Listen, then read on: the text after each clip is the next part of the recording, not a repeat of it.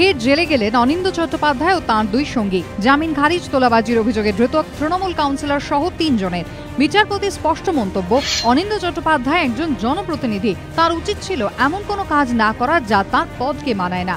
তিনি যা করেছেন তা তাঁকে শোভা পায় না। 14 দিনের জেল হেফাজতে শেষে মঙ্গলবার বেলা 12টা নাগাদ অভিযুক্ত অনিন্দ চট্টোপাধ্যায় ও তাঁর দুই সঙ্গী মোহাম্মদ নাসিম ও সিন্ধু কুণ্ডুকে তোলা হয় বিধাননগর আদালতে।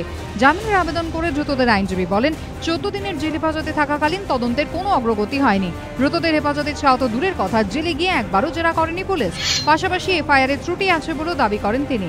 এই আর্জির তীব্র বিরোধিতা করে সরকারি আইনজীবী বলেন, তদন্ত এখনো শেষ হয়নি। স্থানীয় দুধ বিক্রেতা, চা বিক্রেতা, রিকশাওয়ালা বা ঠেলাওয়ালারা পুলিশের সামনে বয়ান দিয়েছেন তারা নিয়মিত অনিন্দ চট্টোপাধ্যায়কে টাকা দিয়েছেন। অনিন্দ চট্টোপাধ্যায়ও তাঁর বয়ানে বলেছেন, তার নাম করে হয়তো কেউ টাকা তুলেছে। তার মানে টাকা তো তোলা হয়েছে, তাই অনিন্দ চট্টোপাধ্যায় জামিন পেলে তদন্ত ব্যাহত হবে। দুপক্ষের সওয়াল জবাব শুনে বিচারক শুভ্র সোম ঘোষাল বলেন, ধৃতরা জামিন পেলে সাক্ষীদের প্রভাবিত করা হতে পারে, নষ্ট করা হতে পারে নথি।